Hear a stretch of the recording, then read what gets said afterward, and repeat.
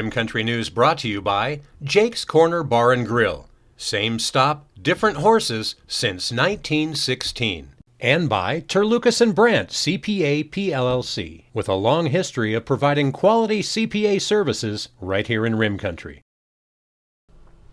On this Monday, April 12th, for Tonto TV, K-Rim Radio News, and Global Trails Media, I'm Randy Roberson with your Rim Country News headlines. Well, this past Saturday, authorities said that they had lifted the evacuation notice for a south-central Arizona community where a wildfire earlier burned at least 12 homes there, allowing approximately 200 residents to finally return home. The Pinal County Sheriff's Office said that the Dudleyville area reverted to a standby status in case a new evacuation was necessary. The fire that burned 1.9 square miles included thick vegetation along the Gila River bottom, and it was contained around 50% of its perimeter as of Saturday as crews mopped up hot spots, and that according to fire managers in a statement. An investigator determined that the fire was human-caused and was trying to identify the specific ignition source, according to their statement. Drought-stricken Arizona had one of its worst wildfire seasons in nearly a decade back in 2020, according to the State Forestry and Fire Management Department officials. Officials have warned that there is a potential for widespread statewide fire activity by June. Then, on the same day, 4 Forest Service engines, along with 2 rural Metro engines and air attack, were on the scene Saturday, and another hotshot crew was on order for a sudden wildfire in the Seven Springs area here on the Tonto National Forest. They say moderate fire behavior was witnessed when firefighters were shoring up the south end of the fire. Maricopa County Sheriff and Forest Service law enforcement were also on the scene as well. Firefighters conducted burnout operations and constructed fire lines around the 7 fire, containing it to just 20 acres and stopping the forward rate of spread. Seven Springs Road has now reopened after being closed due to the 7 fire. Well, and speaking of wildfires, it seems like that's all over through the news today. Arizona's forests, especially in the interior west, are at grave risk. Despite the best intentions of the past, the U.S. Forest Service, as well as many segments of American society, have made some big mistakes, and they're admitting it. Aggressive suppression of all wildfires during the latter half of the 20th century, well, that resulted in many cases in thicker, denser stands of thinner, smaller trees, where disease and insect outbreak are all too common.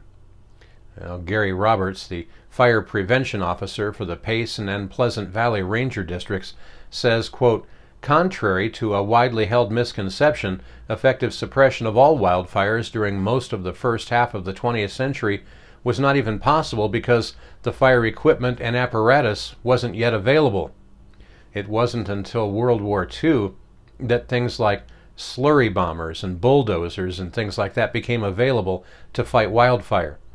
According to the Forest Service, the Government Accounting Office, and independent forestry scientists, an estimated 73 million acres of national forest are on the verge of ecological collapse. Experts say the problem was developed over many decades and really won't be solved in a day. Roberts also says that in 2001, the Payson Ranger District began implementing a long-range, far-reaching, landscape-scale, 3-pronged fuel reduction strategy that he says is still rocking today. The achievable goal is to reduce catastrophic wildfire danger in the wildland-urban interface, or WUI, to initiate the restoration of natural ecological systems and landscapes, and to develop and foster sustainable forest conditions, wildlife habitat, and watersheds. He says since the plan's inception that they have tenaciously pursued the cultivation of relationships in order to encourage an atmosphere of understanding and cooperation with the public, as well as with other agencies and entities here in Rim Country. Roberts went on to say that since implementing their strategy in 2001, they've safely and successfully treated with prescribed fire, mastication, and mechanical and hand thinning more than 83,000 acres on difficult, critical, high-priority acres on lands adjacent to communities throughout the North Zone. As an example, he says in 2004, as part of their long-range strategy, they created a 330-foot wide fuel break completely around the communities of Pine and Strawberry. Well, and coming up in Rim Country weather, fires even a story there. Above normal daytime temperatures, dry weather and afternoon breezes will continue today, but speaking of wildfire concerns, a low-pressure system brushing Arizona will deliver stronger winds and lower relative humidity Tuesday and Wednesday, resulting in increased fire danger. A full report on your 7-day forecast is coming up next. You're watching Rim Country News.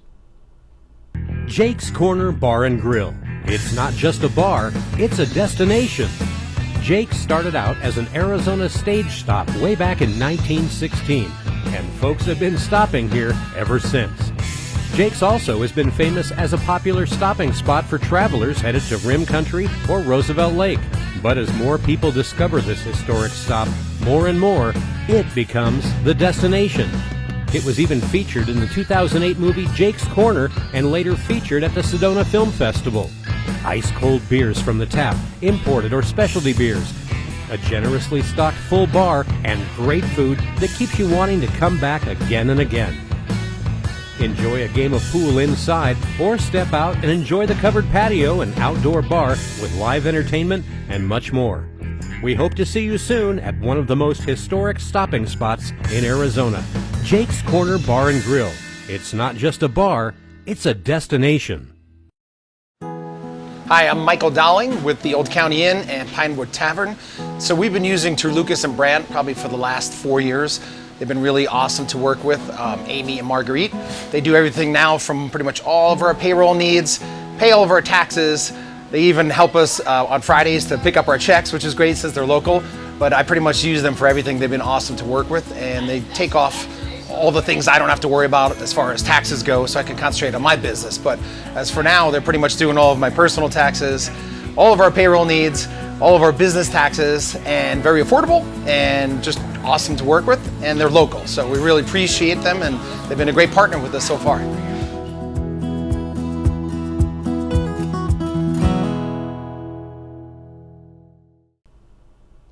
Well, taking a look now at Rim Country weather, looks like spring will be living up to its windy reputation for much of this week anyway, as a slow-moving low-pressure system develops north of our state. Now what that means is we'll be on the drier, windier southern side of that low for today. As the trough is just beginning to slide southward, you can expect breezy southwest winds between 10 to 20 miles an hour. That's what's expected, with our daytime highs remaining around 10 degrees above average for mid-April. The extensive high clouds this morning will shift east and decrease throughout the day today. A minor increase in low to mid-level moisture is expected later this afternoon, and that should persist through Tuesday, causing a slight increase in surface humidity and some high-based cumulus clouds to possibly develop. Now, Tuesday's highs will be a few degrees cooler, with wind speeds increasing to 15 to 25 miles an hour and gusts up to 35 miles an hour. Wednesday, the low moves a bit farther south, likely bringing the strongest winds of the week.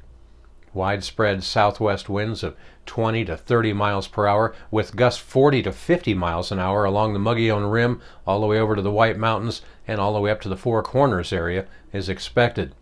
Now, this will bring the potential for critical fire weather Wednesday through Friday. According to the National Weather Service, they've issued a fire weather watch for much of Coconino, Navajo, and Apache counties.